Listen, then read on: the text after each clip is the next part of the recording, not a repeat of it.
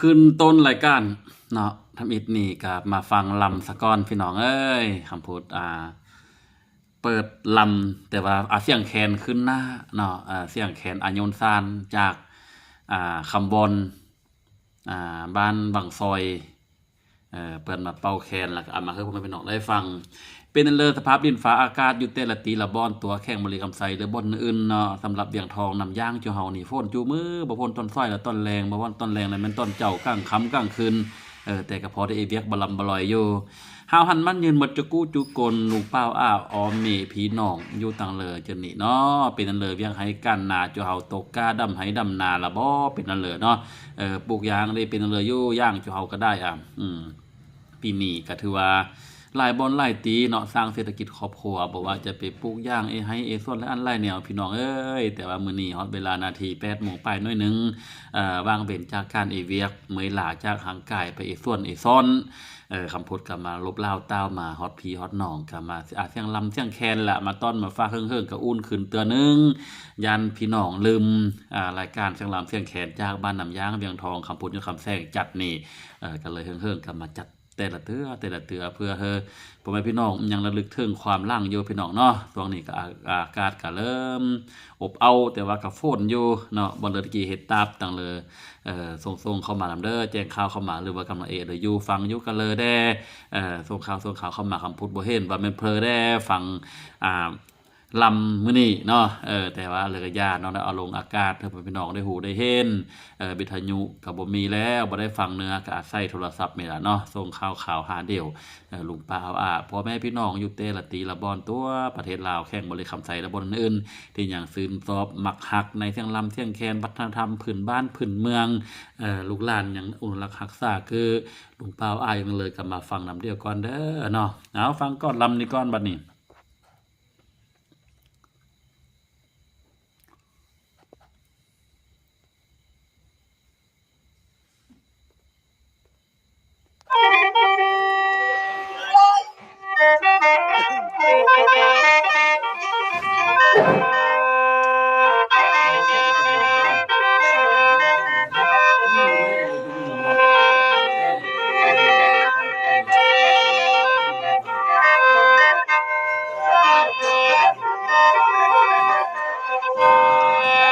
โอ้ยน้องอายน้องนี่เดียวเห็นหน้านาละขาวมาคือเจียวนอสู่เพื่อนเอ้ยนาบ่แม่นแป้งห่อเจียบ่แม่นเจียห่ออายจริงข้าวดัวแม่จุ้งคนแท้ๆอายเอ้ย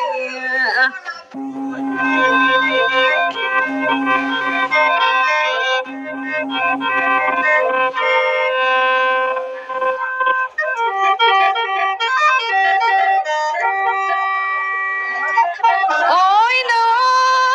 งอายเลิกก็เลิกมาแล้วเนาะสายงามเอ้ยละไก่แก้วละจนคันดาเด้อายเอ้ยเลิกก็เลิกมาแล้วละเล่าวันจนคืนแล้วเนาะอายเอ้ยเมียของอายอยู่ทางบ้านก็ของอายเมื่อนอนละบ่อายเอ้ย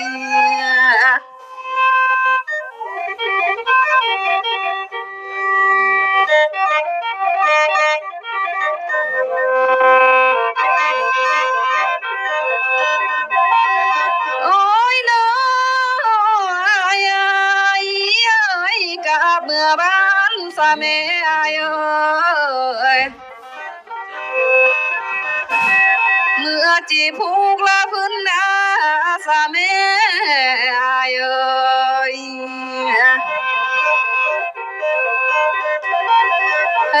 ไอ้กับเมื่อเฮือนสะเนอ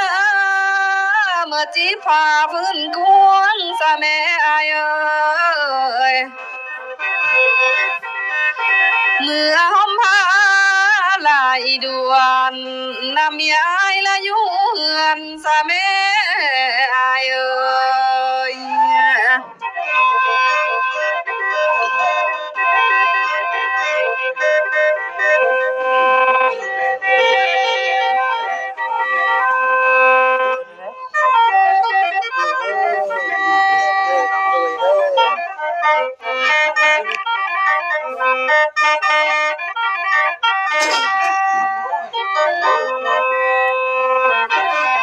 โอ้ยน้อ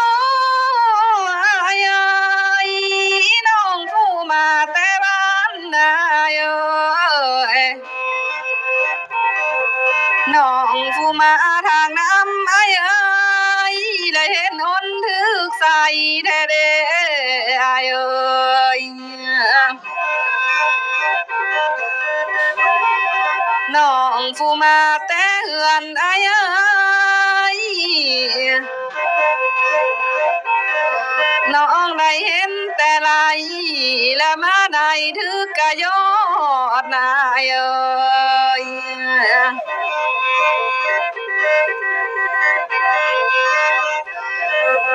น้องผู้มามือนี้น้องได้เห็นแต่ไหลอายมีสู้อยู่แล้วยังมายกต่อแม่นแย่นางเลยน้ออายเอ้ย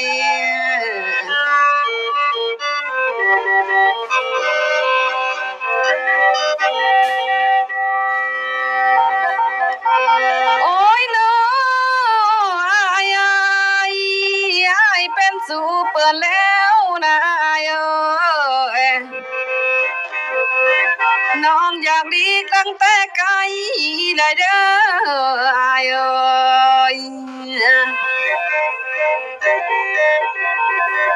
ใจเป็นผัวเพิ่นแล้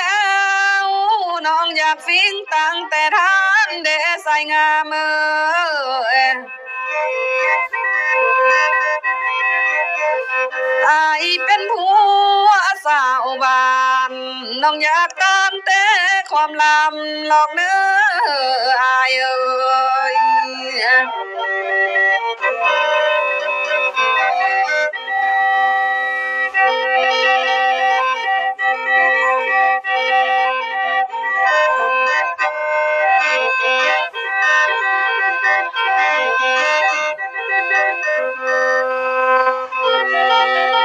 โอ้ยน้องอายเอ้ยน้องได้ยินเพื่อนสานะใส่งามเอ้ยอันเดอเสียงลาไม้นะละคือเสียงปีทองนี่น้องอายเอ้ย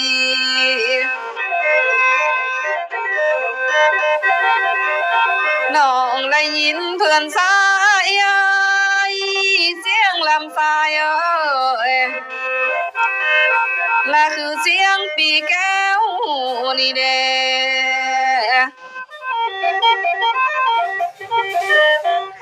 น้องได้พังมาแล้วและคราวนี้น้องบ่ลืมเลยเด้ออายเอ้ย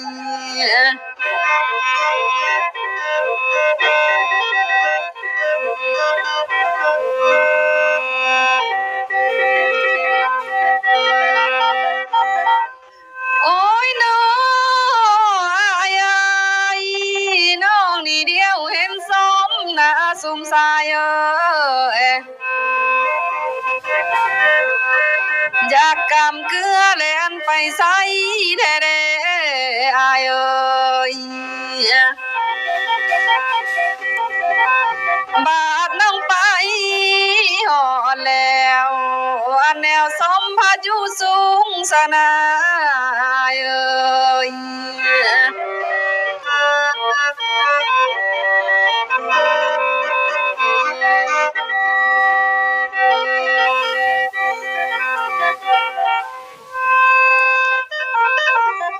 โอ้ยน้อ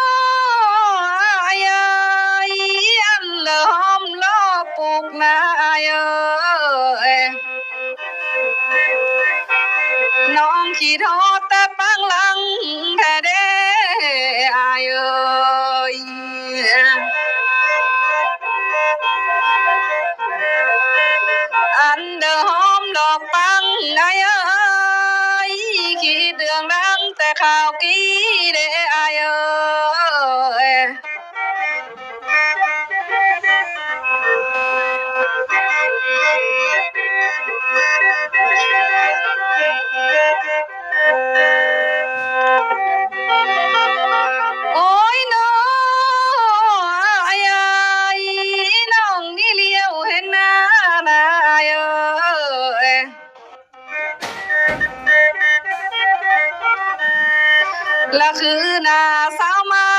แท้น้ออายเอ้ยน้องผู้หยาบเข้าไกลก็น่าเหือว่าแต่ล้นเดี๋ยวนะอายเอ้ย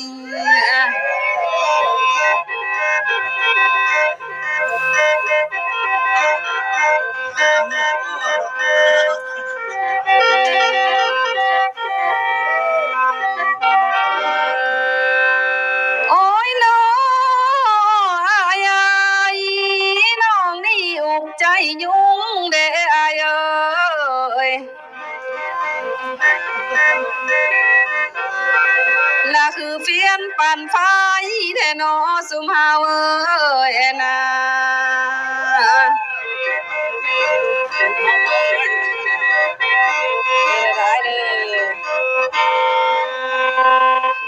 อันเดอร์เฟียนปั่นไฟไอ้เอ้ยก็หลายคนยังจอยได้เด้สุมเฮาเอ้ยใจน้องอยู่กวางทองบ่มีเฟอร์ซองและเห็นนางหรอกนะ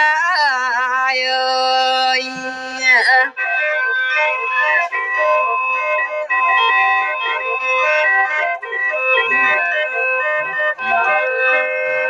โอ้ยน้ออายเอ้ยน้องนี่แสนเจ็บอกเลยอายเอ้ยอันเดอร์ปานไฟไหม้แท้เด้อายเอ้ย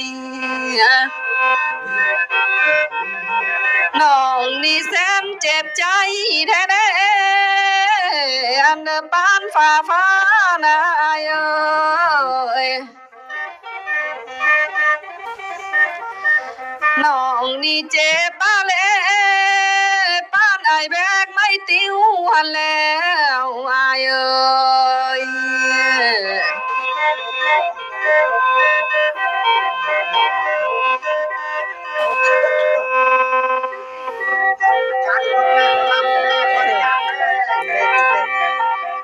โอ้ยน้ออายเอ้ยกังต้อหน้าดินท้องหน้าสุมสายเอ้ยอันดินดงเพิ่นก็เศร้าแล้วเด้อายเอ้ยกังต้อหน้าให้ลาวอันสาวบ้านเพิ่นเกี่ยมไทยเด้อเด้อายเอ้ย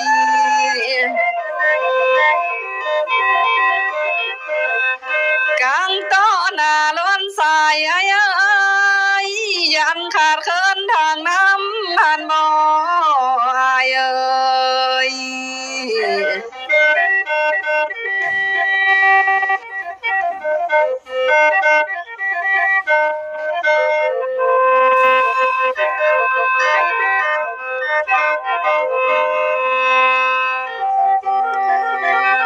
โอ้ยน้อ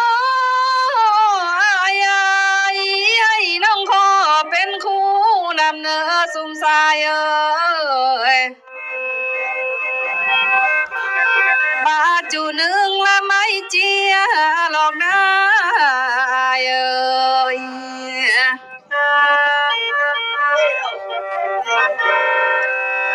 ให้น้องขอเป็นเมียนะแม่ปัจจุบันข่าวดินดอกนาเอ้ยนะ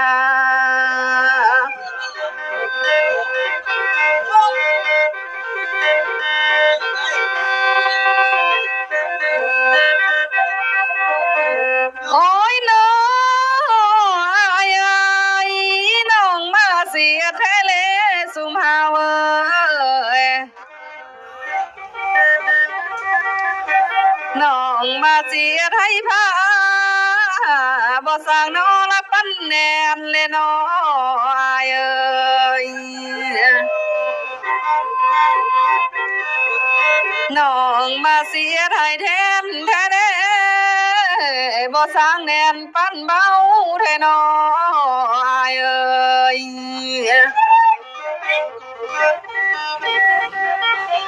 เสียไทยคอยกับ เจ้า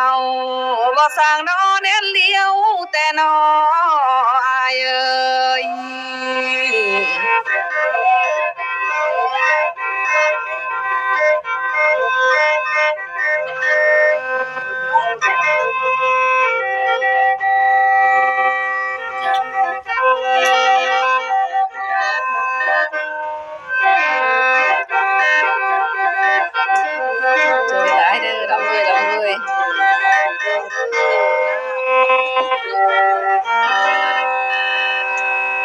โอ้ยน้องอายเอ้ยน้องนี่เกิดเป็นหญิงมาเอ้ยน้องนี่ดองไหลเสื้อนะก็ผู้ชายคนนั้นน้อสุมหาเอ้ยนะ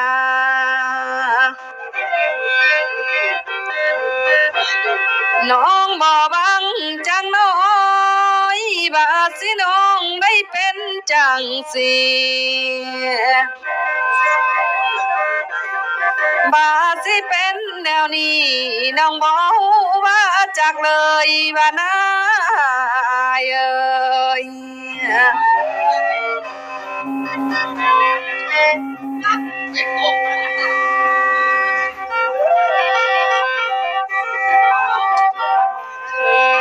โอ้ยน้อ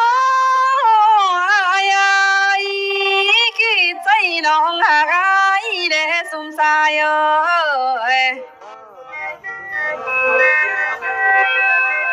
สายคนใดเด้น้อ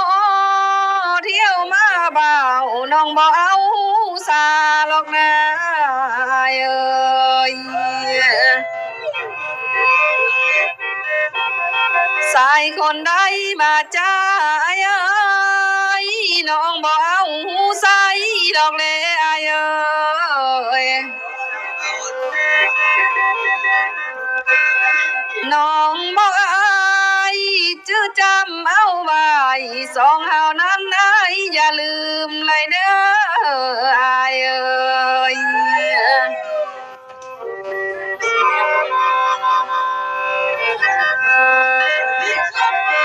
โอ้ยน้องอายเอ้ยน้องลำมาหอนี้สุมเฮาเอ้ยอันทางใหม่น้องสิโอ้ยก่อนเนออายเอ้ยน้องสิโอ้ยให้อายเป็นคนเบาละตอบมาน้องเนออายเอ้ย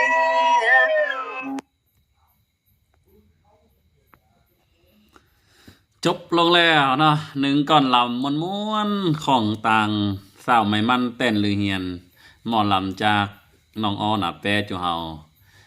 ฝากให้หมดจุกูจุโกนได้ฟังพี่น้องเอ้ยเนาะเสียงลำทรงนี้กับเข้ากับบรรยากาศแถวต่างเมืองทองบ่โฟนเนื้อก็พอดีปะเวียกปะให้ปะส่วนมากี่เข้ากี่แรงแล้วก็พอดีมานั่งฟังลำพี่น้องเอ้ยเนาะฟังมือละเล็กมือละน้อยพอบ่เฮอลืมนี่แหละก็คือพี่คือน้องพี่น้องเอ้ยนะเฮิงกับบ่แวกับเปรียบผู้อื่นเสียงลำเฮาก็คือเดียวเนาะเฮิงจังฟังคันบ่ฟังจักเตือกับบ่ไปเฮิงกับปะแวกันยังใครนิดนึงเฮิงกับฟังกันยังเข้าหูเข้าอะไรไม่ทราบว่าเข้าความคิดของเจ้าเฮาหน่อยนึงอาทิตย์ ประดับนาสาวสมนาเด้ประดับจอย สาวสมนาประดับจอยแม่เนาะสบายดีหมดจูกูจูกนพี่น้องเฮิงกับมาอยู่เปกมูเปกกูเดียวเนอะเนาะเสียงลำเสียงแคนมาต้อนมาฝากอยู่ตีนี่ล่ะเหลืออยู่ไหอยู่ส่วนเหลืออยู่บ้านอยู่เฮือนกำลังกี่เข้ากี่แรงเวียกงานอยู่กำลังตำหุกถอมใหม่หรือว่าเล่าตอกเลยก็ตามแล้วเนาะเปิดโทรศัพท์ขึ้นมาฟังเสียงลำเสียงแคนกับฟังกับฟังพี่น้องพอเบอร์ขาดมิดไมตรีคำพุทธนำย่างเบียงทองอีกกับส่งไปพี่น้องแต่แล้วเนาะเว้นเวียกจากงานก็เกือบ7-8มื้อคำพุทธกับเมยปะปุกย่างได้ปะเสียให้หญ้าให้เหม็นก่อได้เนาะปะเสียหญ้าให้นำตกเต่งเมยอ่อนเอียกมื้อนี้ได้พัก2-3 มื้อก็เลยมีเหือมีแหงขึ้นมากับมาพบพอกับพี่น้องเสียงลำเสียงแคนต้อนฟาก ส่งกำลังจิตแห่งเจอสาวผู้ออกแห่งงานคือจูเฮานี่เนาะอยู่ตังเลยก็ตามปะตังเลยก็อย่าลืมฮิตเก่าของเดิมประเพณีอันดีงามพื้นฐานครอบครัวของจูเฮาเด้อบ่เอกก็บ่ได้กี่ อันเลยก็ตามล่ะพี่น้องเอ้ยประยุทธ์ตังเลยก็ซอกอยู่5กี่ประซอกอยู่บ่ประยุทธ์บนเลยก็เอ็นเลยคือความเดียวพี่น้องเอ้ยความจูเฮานั่นแหละคือเปิ้นว่าเนี่ยโอ้ยชีวิตคนเฮามันสั้นแต่พี่น้องเอ้ยเนาะ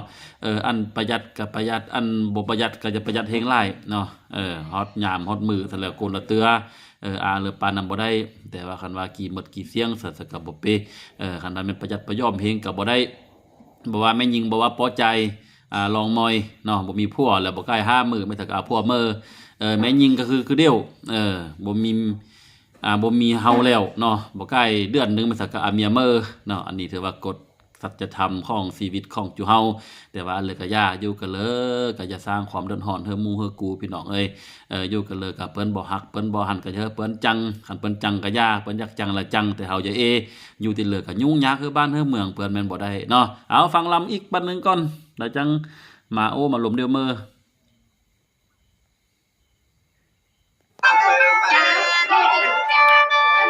โอ้ยน้อยเอ้ย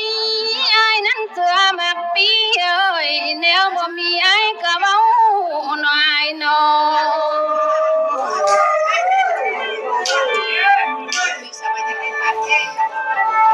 น้องนี่เสื้อมักเป่าละเว้าแล้วแม่นมีจริงเลยนะเอ้ย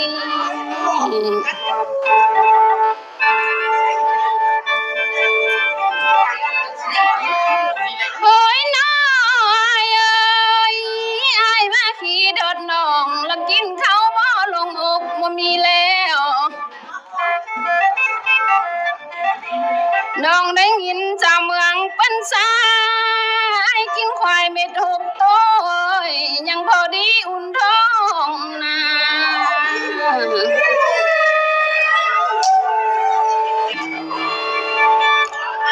เห็นไอ้ต้มเข้าหม้อแล้วพอได้แต่บาดซิมใจนะ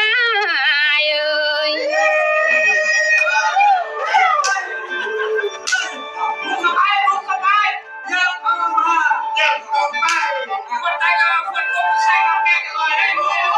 โอ้ยน้อยเอ้ยน้องนี่ขี้ทอดอ้ายใจเอ้ยนอนว่านั่งไงเอ้ยน้องได้ลูกนั่งให้ละจาแล้วจังได้นอนนะ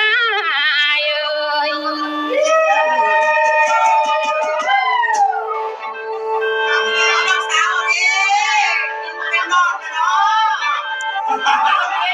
โอ้ยน้อยเอ้ยน้องนี่ขี้โดดอ้ายนอนหลับน้องฝันเห็นใจแล้วนางนี้ขี้ทอดใจเอ้ยนอนเงินฟันป้องไงเอ้ย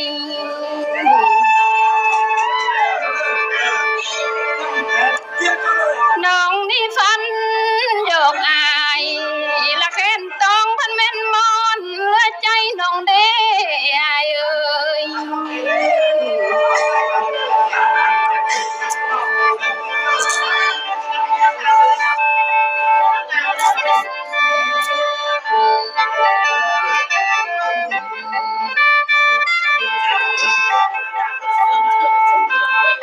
โอ้ยน้อยเอ้ยน้องนี่เม็ดบังแล้วบ่มีทางกั้งต้อนเนื้อแล้ว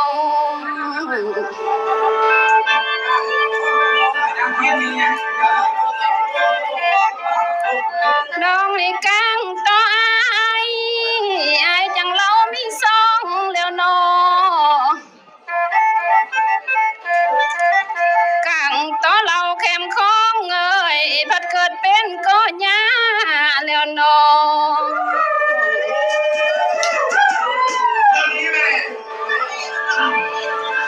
น้องนี่กังต่อแก้วแก่นลามีเมียแล้วตั้งแต่เอิงสลายนางเด้อน้อ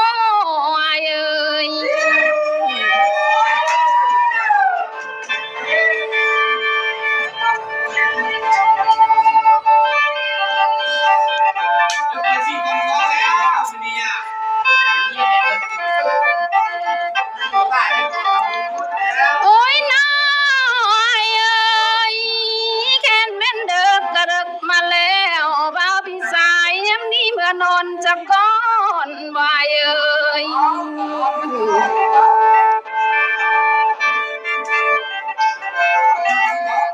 ายยำลาเมื่อทนลาเมื่อนอนเลยน้ำเบียร์ใจยังดีกว่าบ่ายบ่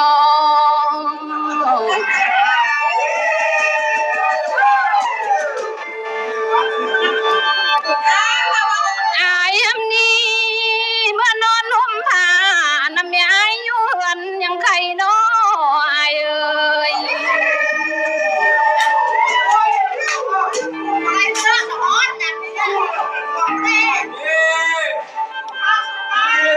้ยไอ้เมื่อดีเนอ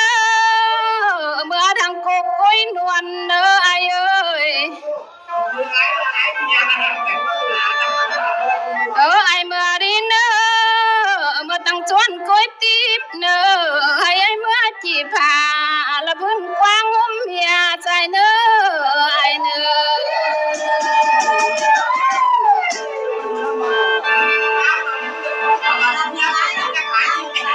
เห็นไอ้โฮมเมียแล้วไอ้โฮมเอาทั้งลูกใส่เนอ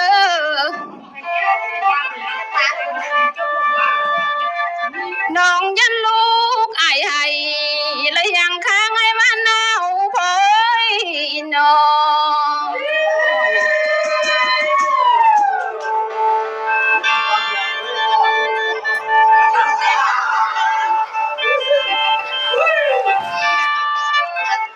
โอ้ยน้อยเอ้ยไอ้ว่าบ่มีสู้ละเมียไอ้พันมีแฟงอยู่น้อไอ้ว่าบ่มีแฟนเลยเมียเพลงสายพันมีซ้อนอยู่เด้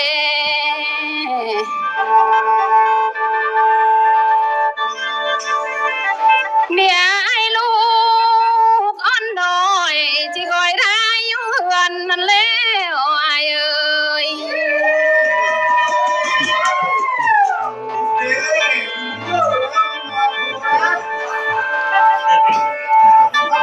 โอ้ยน้อ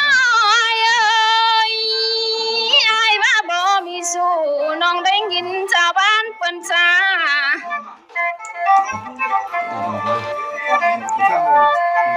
เปิ้นว่าลูกไอ้ละฟ้าเบ็ดป้าเสร็จน้อง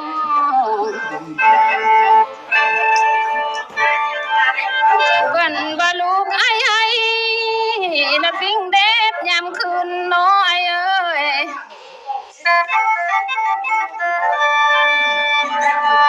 เปิ้นว่าลูกไอ้ที่กายหางเอาดาวก็มีน้อเปิ้นว่าลูกไอ้ไปลินเจ้านำพ่อว่าบ่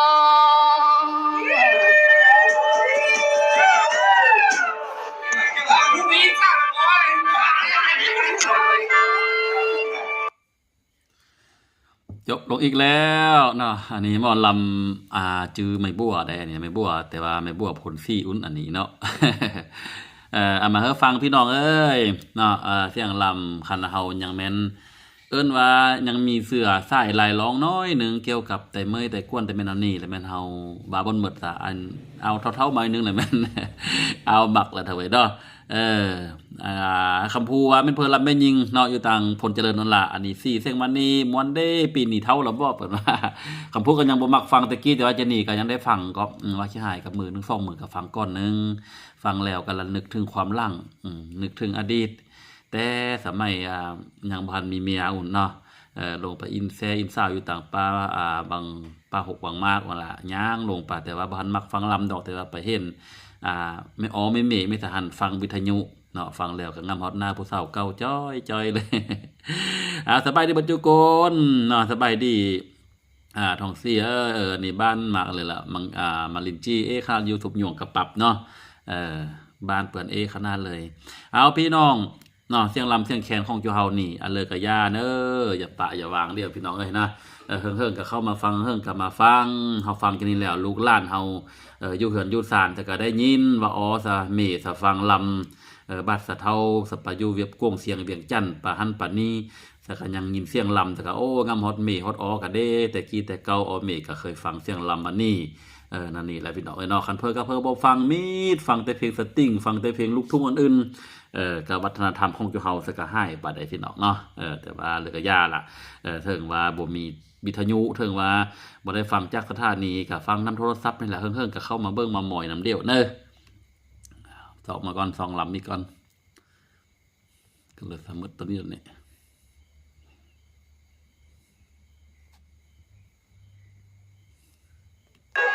กะลินไปหลายบ่เด้ท่านเอ้ยอันน่ะตกตาใหญ่นะก็ใหญ่ไปหลายเรื่องบ่เด้อันน่ะอ้ายกับน้องคำได้เปลืองยอกเดียวแล้วได้ท่านเอ้ย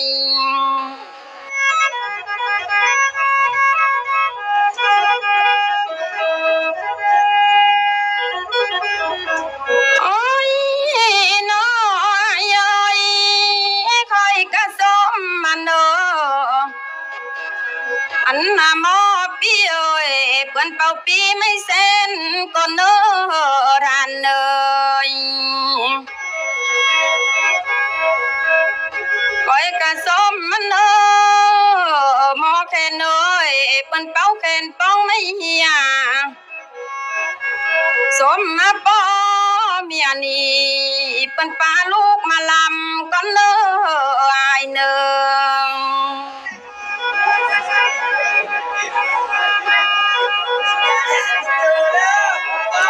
โอ้ยน้อยเอ้ยอันน้ำมาเห็นหน้าน้อยเอ้ยสิเห็นตาอย่าคำข้าวได้อายเอ้ย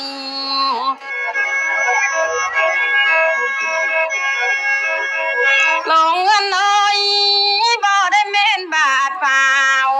น้องสิโอ้ยเก้าทำก็เน้ออายเน้อ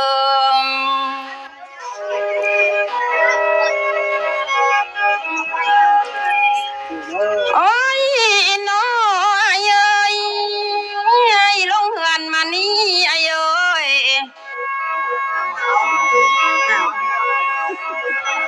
สิมีซ้อนนายกะไลละบ่สิมีสายยายกะปูละบ่อันว่าลูกและเต่าอันน่ะอยู่เอ้ยเฮือนอายอันน่ะลูกเอ้ยเมียหันก็ขอบแล้วจึงได้มาบ่น้อยเอ้ย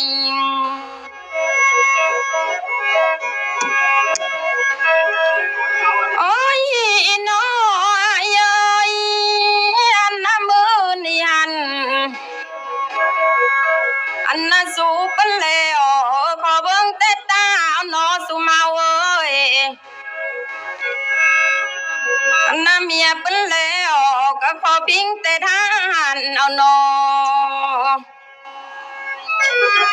ว่าสาวบ้านเปิ้นแล้วเอาขอตามต่อความลมเอาหนออายหนอ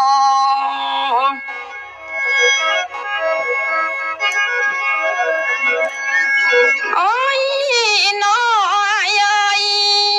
อันน่ะจำเป็นแล้วไอ้เอ้ยเพิ่นน่ะไก่เต็มซองซองเฮาหักลูกน้อยเอ้ยอันนั้นนกเต็มยางนาสองคนเอาห่างห้องอันน้ำมือนี่หันเปิ้นเอ้ยกับน้องกะลำปินยอกเดียวว่าเด้อายเอ้ย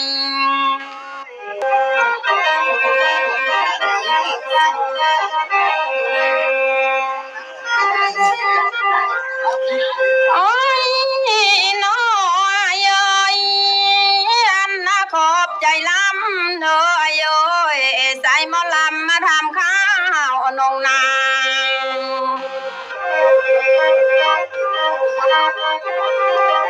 อันน่ะทำข้าวน้ำสิบ้านน้องก็มีปลาแล้วได้เอ้ยทำข้าวนาเอ้ยอยู่หันนา แล้วใดตามเขาลูกเล่เต่าสิผัวซ้อนก็พร้อมเพียงแล้วได้อาเยย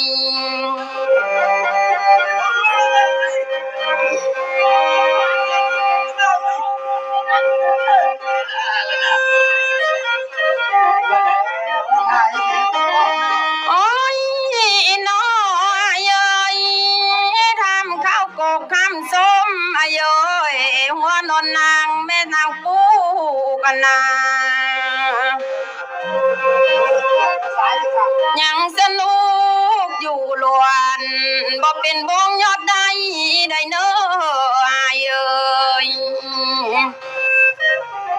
สมมุติแล้วก็บ่มีไผมาตัดย้อนหมอนนะเอ้ยบ่มีสายหน้าสิคนใดเอ้ยละมาต้อนฮักแก้วเลยใด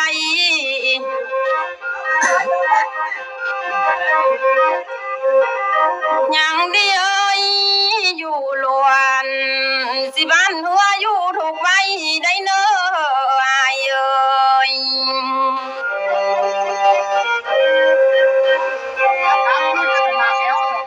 โอ้ยน้อยเอ้ยทำข้าวลูกเลยเต้าหน้าเอ้ยอยู่กันนางยังก็อยู่ได้เนอทำข้าวลูกเลยหลานหน่อยยังหันเฮามาจู้คนอยู่ได้อายเอ้ยบ่มีเจ็บและใครเลยใดเสียนใดมาปองเบียดเลยใดอายเอ้ยบ่มีความเกียดคร้านเข้ามาต้อนหัวใจเลยใดอายเอ้ย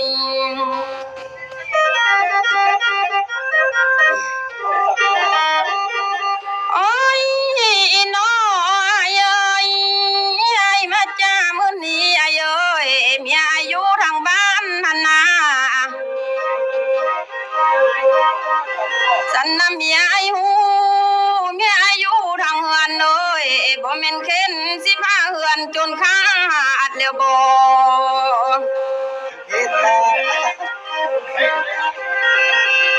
อายมาตามน้ำน้องมื้อนี้สันน้ำเมียไอ้หูยันเปิ้นปาดขอบตายซะเด้อายเอ้ย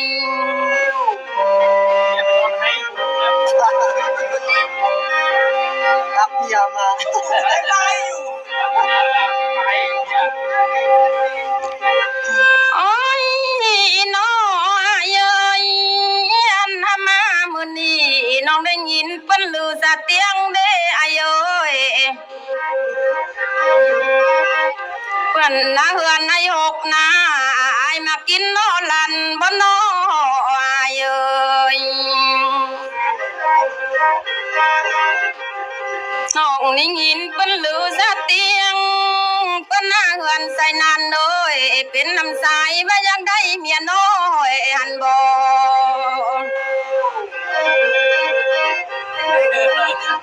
ยานแต่เมียอันไอเอิ้นด่าปอยบ่แม่นด่าเอ้ยแต่เจ้าก็ยันด่าปอยเขาใส่นำเด้น้ออายน้อง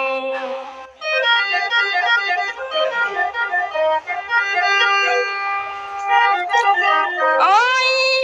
น้อยเอ้ยอันน้ำมือนี่หันตกกระเดินได้ลิ้นแล้วน้อยเอ้ยน้องนี่นาอันใดคันต่อหยักแล้วนำมาทั่วย่อแย่แล้วน้อยเอ้ย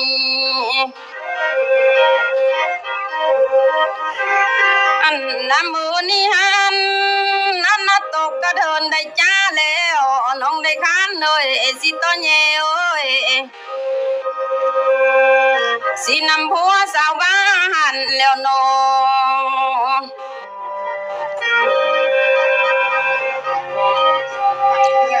สันว่าเฮา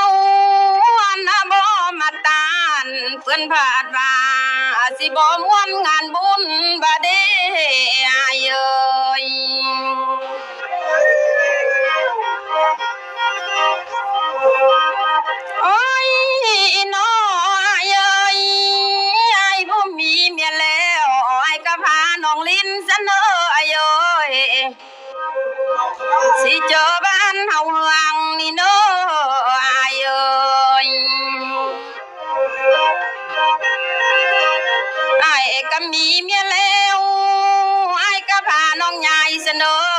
เจอบ้านเมืองเฮายังก้อนนี่เนอ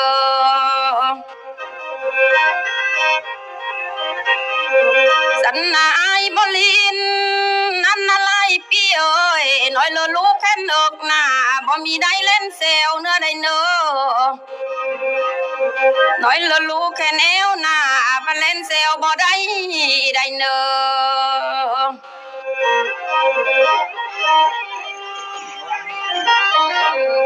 อันนายบลินน้อยลูกผู้กกนายเอ้ยเปิ้นผ่านให้สิไก่หางเอาเดือนสะเดอันนั้นลูกสาวกลางเอ้ยเปิ้นผ่านให้สิไก่หางเอาดาวนาน้อยลูกลาย้อนย่อยเปิ้นผ่านให้ไปลิ้นสาวนำพ่อซะแล้ว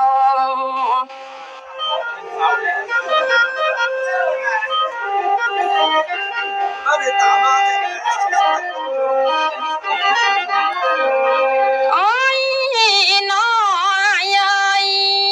อันน่ะตกตะลินเฮากะลินเฮาหนัวน้อยเอ้ยตกตาหัวเอ้ยเฮากะหัวเฮาม่วนบ่นอ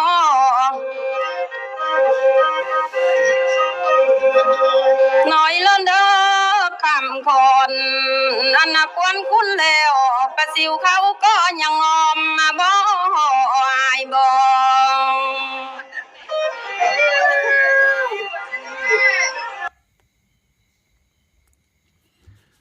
จบลงแล้วเนาะเสียงลำม่วนๆของสาวกล้องลำอยู่บ้านสุบหยวงกับปับเนาะเขามาครบเจอหมดจุกู้จูโกนเนอร์ที่เข้ามาติดตามเข้ามาเบิ่งมาหมอยสำหรับมื้อนี้คำพูดคำแซงขอลาไปก่อนเด้อมื้อหน้าจะมาพบพอได้เมื่อสำหรับมื้อนี้หาวหันมันยืน